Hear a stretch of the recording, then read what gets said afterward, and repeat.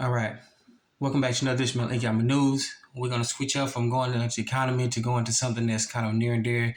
I got a little bit of time because my daughter sleeps, so I wanted to get on and talk about some of the issues that about what's going on, about how, in truth, this statement may come out as a shock to people, and it needs to be said. Many of you know who I am. You know my lineage, everything else.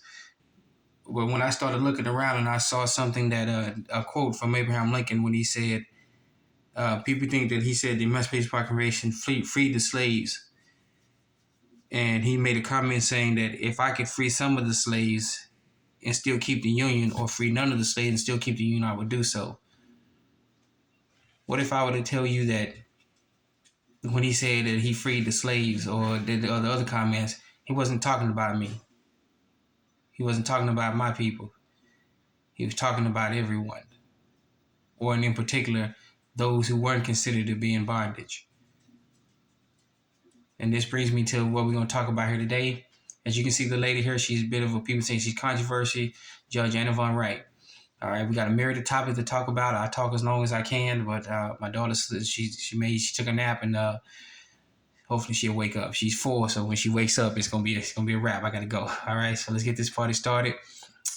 And as you can see, this first topic is going about how we've been getting screwed over constantly, and how certain rules and laws were passed, certain acts and statutes, ordinances, regulations, everything was passed, and not many people know about it. All right, so let's talk about the first one. This was passed on December 9, 1945. The International Organization Immunities Act relinquished every public office in the United States to the United Nations. Repeat that. December 9, 1945, the International Organization Immunities Act relinquished every public office of the United States to the United Nations. Scroll down a little bit. All right. The government agent acting as an offshore merchant, statute merchant, whatever the form in which the government functions, anyone entering into an arrangement with the government takes the risk of having accurately asserted that he, or they should say he who purports to enact for the government stays within the bounds of his authority. All right. The scope of his authority may be explicitly defined by Congress, or be limited to delegated legislation properly exercised through the rulemaking power, and is, if even though, as here, the agent himself may have been aware of the limitations upon his authority. See, i.e. Utah Power and Light Company versus United States, to give the court case here. All right. And this is more important here. Neither the for-profit government nor the foreign statute merchant agent has access to sovereign immunity. That should let you know something very important. They don't have immunity. They gave themselves immunity by taking them out of the jurisdiction of the Republic and turning themselves over to the United Nations. That means all agents, whether they're so-called federal, state, county, city, town, whatever, once they take that oath of office, they are no longer American citizens. Not United States citizens, American citizens. They are foreign entities operating under maritime admiralty law. And this is how they've kept this quiet for so long, and they've been screwing people over. So let that sink in. All right, there's more. I gotta move this camera over. It's just my phone.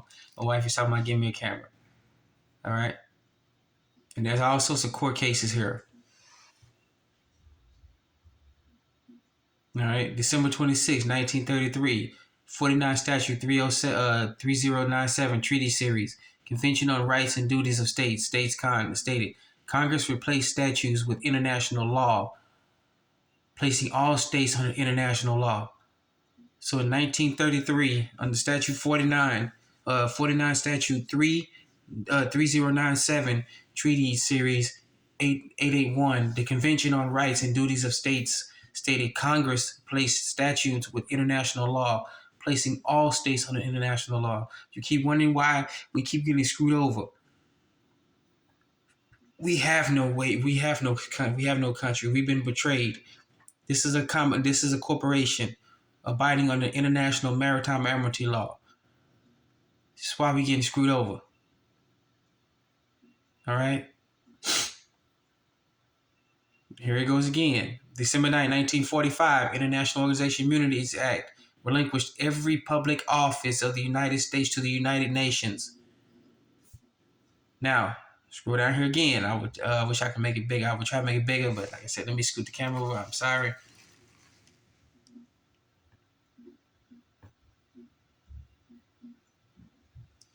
(22 CFR 92.12 hyphen 92.12 hyphen 92.31 FR heading, foreign relations heading, foreign relationships, states that the oath of office required to take office under Title 8 U.S. Code 1481 states that an oath of office is taken, citizenship is relinquished. Thus, you become a foreign entity, agency, or state. That means every public office is a foreign state, including all political subdivisions, i.e., every single court and that court personnel is considered a separate foreign entity. When you go to court, you are not on Republic soil. You're in maritime admiralty law, the United Nations. You're in their jurisdiction. We had the constitutional law is suspended. It does not exist in the court. This is why when you go into court, you have to drag them into common law. Anybody who attempts to drag them into common law and people have been successful, the judge runs out of the courtroom. This has all been a fraud perpetrated on us. All right.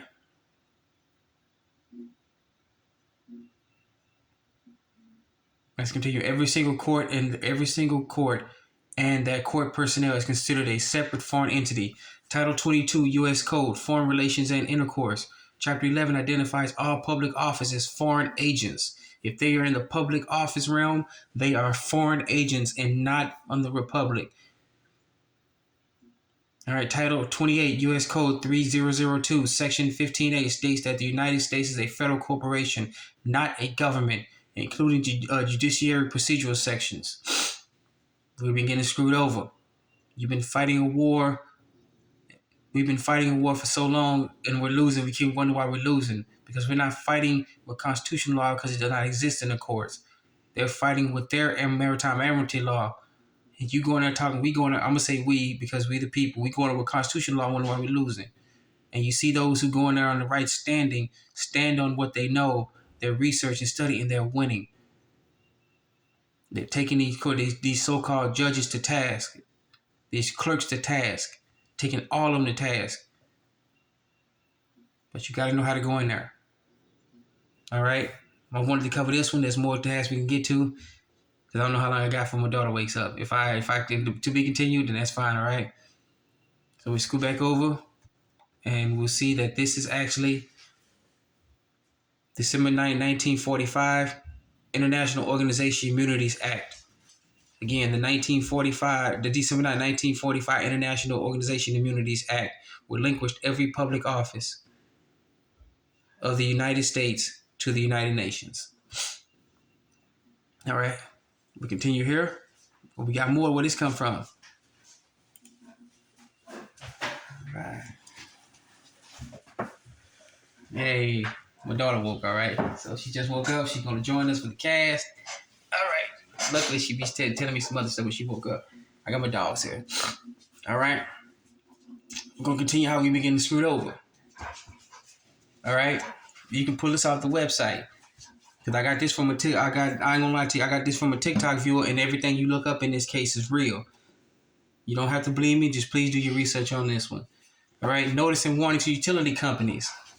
All right, notice and warning to all utility companies for embezzlement, theft by deception, extortion, failing to discharge all debt. No. All right, all debt pursuant to the 73rd Congress, Session 1, CHS 4849. CHS period 4849 period June 5th, 6, 1933, House Joint Resolution 192, House Resolution 1491, Public Law 1, 48 Stat 1, Public Law 10, Chapter, Public Law 10, Chapter 48 Stat 112, Public Law 73-10, 4 Stat 144, Trading with the Enemies Act. All right. So the IUW TWEA, Trading with the Enemy Act, October 6, 1917, but not limited to. All right. So since House Joint Resolution 192 and Public Law 7310 was passed in 1933, we have only had debt. This is very important because all property and gold was seized by the government as collateral in the bankruptcy of the United States. The stock market crash in 1929 and the Great Depression was actually the United States in bankruptcy. That was a bankruptcy. All debts have been called in. This is why President Roosevelt seized all the real money. We have no money. This is debt-based money. We've been paying money with debt because all the money was confiscated. All the precious metals, the gold, the silver, everything it was confiscated. They took all the real money and gave us debt. All the utility companies know this. They all know it. All right. In 1863, the first Bank Act was passed. The Office of the Comptroller of the Currency. Stop. Hey. All right. Sorry about that. This is my baby here. Okay. I know this is vital information. But when my baby comes, she comes. All right. She's at home with me. All right. In 1863, the first Bank Act was passed. The Office of the Comptroller of the Currency is a U.S. federal agency established by the National Currency Act of 1863 and serves to charter, regulate, and supervise all national banks and federal branches and agencies of foreign banks in the United States. All right, that's what it was there for. It was created by President Lincoln. Go there. All right, here's the code, the Library Code, or General Order 100, is also created by Abraham Lincoln in 1863. All right. Now, you can skip down here. This is pretty big, but there's a section over here we can get to. All right. It says how the bank, how it was created, how the Office of Control Currency and other issues that were created. Oh, we skip down. How the law provided this National Banking Act. The law provided proved defective and was replaced by the National Bank Act of 1864, and the money used to fund the Union Army to fight the Confederacy. This authorized the Office of Control of the Currency to examine and regulate national chartered banks. All right. Now, here's where it starts getting interesting. And my dog's here too. The only above partially begins to include the historical records and other acts of Congress that proves the bankruptcy of 1933 and that there is no money, only credit, that the American people are the creditors. Here you go again.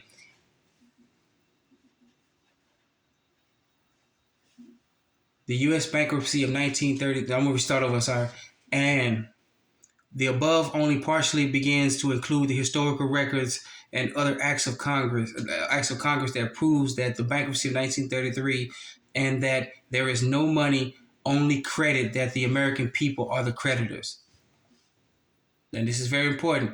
All utility companies knowingly have been sending their customers dividends, but in fact making each recipient believe the dividend was an invoice for services provided by the utility companies. I'm reading this and I don't even know if they're going to let me keep this up, but if you can get to it, you read it, go ahead and send this out to everybody, all right? Utility companies have mailed through the U.S. Mail international misrepresentation of facts, unfair business practices, and each utility company and agents thereof have knowingly, within forethought. Hold on. Where'd you go? Okay, got that. All right. You want to go write something down? Here, take a piece of paper and go write on it. Go in the chair. Go to the table right on it. That's gonna make us lunch in a second. All right. So I may have to pause this and we continue this with part 2. All right, but we get into this one, okay? The utility companies have mailed through the U.S. Mail International intentionally misrepresentation of facts, unfair business practices, and utility company and agents thereof have knowingly and forethought and malice created a fraudulent debt, defraud the creditors, which are us. According to this one, the American people, not the United States citizens or people, but the American people. There's a big difference between United States citizens. All right, there is no such thing as a sovereign citizen. How you gonna be a sovereign and a slave? Citizen means slave, but when you are a United States citizen, that means you are a slave to the corporation. We are the American people. All right, so get that difference. All right, so they've been knowingly defrauding us. This has been a dividend, but they tell us this is a debt and we need to pay it. When you look at your bill, it's written in all black. In business world, what is black? That means you're operating in positive. When you're red, it comes in red. That means you're negative. I was fooled this way too until I figured this out. It took me a while to figure this out with people helping me. Yeah, I'm about to make us lunch, okay? Dad gonna finish up. I'm gonna wind up getting this was supposed to be a good topic, but I'm gonna still keep going for a little bit and then I gotta go. Part 2 coming. All right. So this was all a letter to all the utility companies got this. They were hoping that we don't get it, but we got it. I got it. Please look it up. You can write it down, okay? And here we go. Utility companies in turn then extracted through extortionate measures payments from the consumed customers. Instead of utility companies informing those same recipients, which is us, that this dividend is an actual payment to the recipient as a charged off debt pursuant to the incorporated entirely document evidence provided therein. All utility companies have thus created convertible and fraudulent debt. See analysis of a country embezzlement. All right.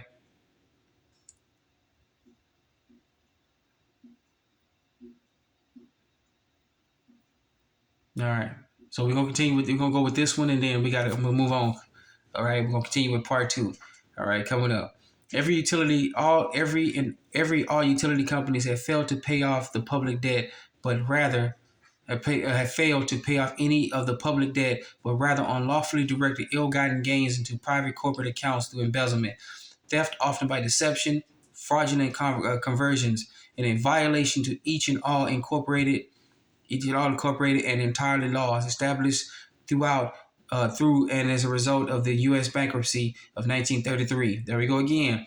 U.S. went officially bankrupt in 1933. In 1999, which was the third and final bankruptcy, was supposed to be renewed, but the signatures, when you're going to renew a bankruptcy, the original signatures of the deal have to be there. The original signers of the Constitution guaranteeing the debt were not there. Even the people who signed off on the 1933 extension to pay off the debt were not there to extend it. I'll get into that in a second, all right?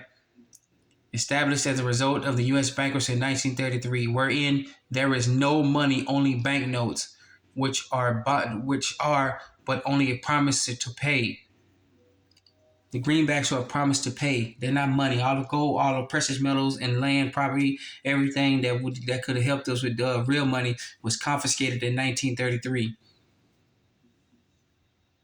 by the Roosevelt administration. We have no money. We've been paying debt with debt. All the utility companies know this.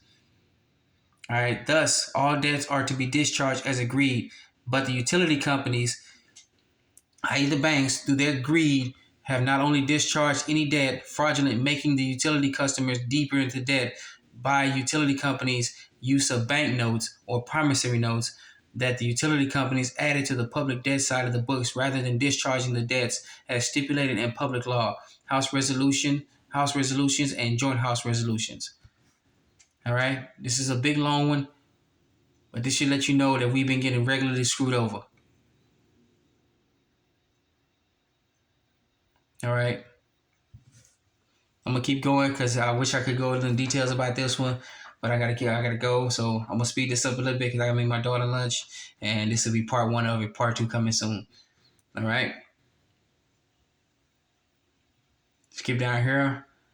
Their bankruptcy headquarters, the currency headquarters for the United States Corporation is in London, England. All right. Each knowing the above and incorporated to be true. Since they are well versed on the bankruptcy of 1933, and that America still remains to date in a state of emergency and operates under English law, through though that it is also supposed to be a well-kept secret. This means there is no money. Further, it means that since there is no money, American signatures are used as credit to run this country. When you sign something, that is your credit. We are the creditors. These entities, these dead entities, these fraudulent corporations incorporated are nothing. They're dead shells. When you sign something, you've already paid for it. Suster v. Trust, 1666. We'll go over that one and go over that in preceding parts, all right? That in turn means that it is the American people, not U.S. citizens, American people, whom are the creditors, not the debtors, as the banks and utility companies would like everyone to believe. Banks and utility companies and everyone else, they are the debtors. We are the creditors. We've been giving them credit. They turn around and tell us that we're the debtors. All right? So this is kind of a long one. All utility companies, and this is you can write this article down. You can go get it. I'll put it up again. All utility companies are now put on notice that all debts are to be charged off pursuant to the stipulated and incorporated herein acts et al. All right. I got this off the website. This is actually me. This is just a kind of a quick representation about what's actually going on. Okay, there are other things I'm gonna add here to it, but this is just something you can do it. All right. Moving on. Yeah. You wash your hands? Yeah. All right, good job. Okay, go dry your hands off. All right. So let's speed it up a little bit. I said I would speed up, but let me keep going. All right. As again, this is other things you need to know. You have a right to travel. I added this topic. It's called an affidavit of truth, but I added a right to travel here. All it states is that you have a right to travel. You don't need a driver's license. They've been pulling the wool over your head. There are actual forms you have to go to for different states to pull up and surrender your driver's license to them, and they give you something back saying, "Hey, you're no longer in business with the state." Because when you get a driver's license, that means you're in business with the state. You're in contract with them. You got to begin the process of getting yourself out of it. All right. This is affidavit of truth.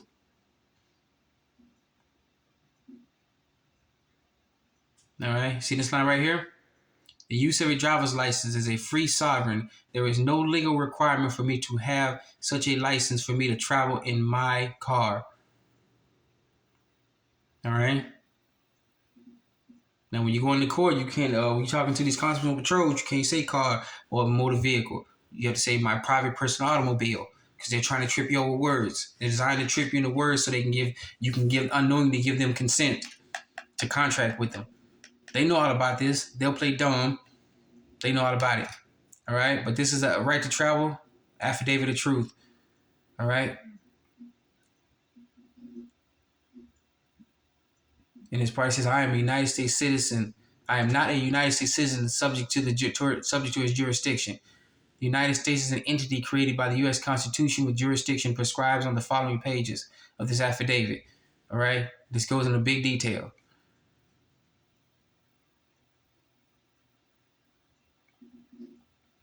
All right. This is just one of many things that you can talk about.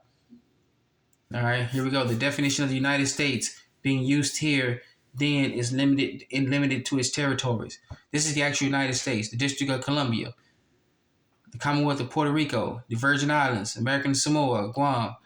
It does not include the several states themselves, as is confirmed by the following cities: Northern Mariana Islands, Trust Territory in the Pacific, military bases within the several states, federal agencies within the states. All right. This is also an affidavit. Get yourself back. Get yourself out of it. All right. When you get this, it doesn't say this. I had to change this up. I had to change this out to be able to get it notarized. All right. I've notarized it, and if it's also been filed with the county that I'm in. All right.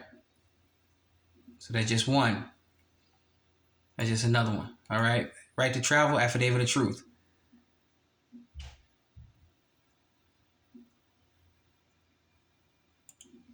All right, and then this one here, let me straighten this out. Okay, this here is one that is really big.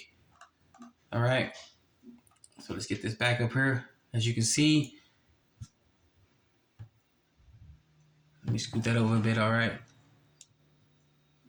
if I get a little light. Okay. The American Bar Association, International Bar Association, Affidavit of Obligations, International Commercial Lien. All right. This was filed in 2015. People began to understand how the Bar Association, the American Bar Association, all right, ABA, which is nothing more than an offshoot of their real masters, the British Accredited Registry. All right, and then International Bar Association, they're both subject to they're both subject to the British Accredited Registry. All right. So as you go here, all right, let's skip down. Let's go. This is an unrebutted affidavit. It's unrebutted, and when you do something with an affidavit, if they don't respond back to it, it stands unrebutted, and that means they didn't contest it. That means they're afraid to contest it because they have to reply to it. All right. So remember this. All right, American Bar Association, International Bar Association, they're all offshoots of the British Accredited Registry. They're foreign agents operating on the Republic soil. Many people don't know that. All right. We're going to skip down. These are all the people in the original claimants, the original people on the lien against the Bar Association. All right. And at the time, as you can see here, oh shoot, so I got to get a better camera. I'm sorry. Against the individual executives, officers, directors, board of governors, commission on governances, committee members as of October 6, 2015. And these are the people. Good told you can add yourself to the lien here and send it off to them. All right. And so when they begin to ask questions, here we go. All right. You can see here, the American Bar Association, the International Bar Association, and the Department of Justice are commercial derivations and subsidiaries of the Crown Templar, the Temple Crown, whose corporate headquarters is located in the city of London. As you can see here, they are foreign agents operating on Republic soil. This is the question they're asking. Is this correct? This is when you send it out to them. Is this correct? Yes or no? If no, if no, please elaborate. All right.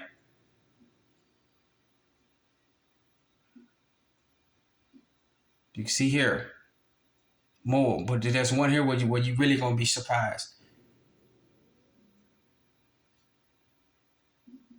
I'm trying to get to it here though.